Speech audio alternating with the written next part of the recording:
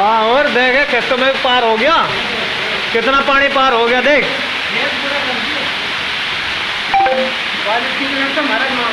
और तो करता वहां से चबल चबल खड़ा हो कहता कहाँ को जाओ निकल के। ट्रैक्टर निकाल लेने डूब गए यहाँ से। वह ठाड़ी बारिश है भाई जबरदस्त, इतना पानी पड़ रहा, पुल के नीचे है डूब के।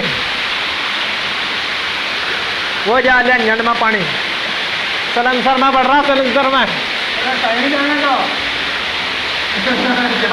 बढ़ रहा।